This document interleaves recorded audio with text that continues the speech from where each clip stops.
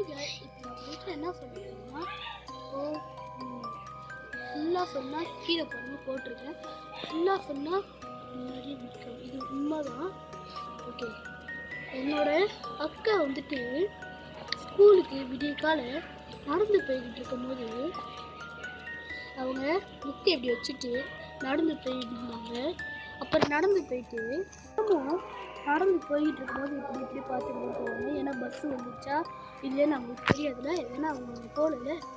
அப்போ அவங்க bus stop கிட்ட வந்து உக்காந்தானே அதான் சார் பின்னாடி பார்த்தீங்களா, அவங்க பஸ் ஸ்டாப்பில் வந்து உட்காந்தாங்க. அவங்க பஸ் ஸ்டாப் கிட்ட போயிட்டு உட்காந்தானே அவங்க சுற்றி சுற்றி பார்த்தாங்க. அவங்களே அறியாமல்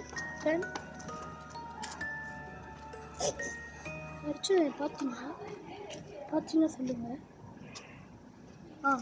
அவங்க வந்துட்டு உக்காந்தானே அதை சுற்றி முற்றி பார்த்தாங்க. அப்போ அவங்களே அறியாமல் ஒரு துணிக்கடையை பார்த்தாங்க. துணிக்கடை பார்த்தனானே ஒரு மாதிரியாக அவங்களுக்கு ஆயிருக்கு. அவங்க ஒரு மாதிரியாக ஆனானே அவங்க எழுந்து நின்று அவங்க பின்னாடி பார்த்துருக்காங்க. பின்னாடி இருந்தது அதை பார்த்தானே அவங்க அழில் அடிச்சுக்கிட்டு அவங்க மேலே அவங்க பயம் காட்டாமல் அவங்க பாட்டுக்கு பஸ்ஸை போட்டு நடந்து போயிட்டு இருந்தாங்க. அப்போ திடீர்னு பஸ்ஸு வந்துச்சு. பஸ்ஸு வந்ததுக்கப்புறம் அவங்க பஸ்ஸுக்குள்ளே ஏறினானே அவங்க கூட்டாளியெல்லாம் பார்த்தானே அவங்க சுத்தமாக மறந்துட்டாங்க. அவங்க பஸ்ஸுக்குள்ளே ஏறினானே அவங்க வந்துட்டு அவங்க ஃப்ரெண்டெல்லாம் பார்த்தானே அவங்க ஃப்ரெண்டு கூட காத்திக்க கூடாதுன்னு அவங்க தெரியாத மாதிரியே இருந்தாங்க. பாட்டு கொடுக்குறேன், கீழே பார்த்துட்டு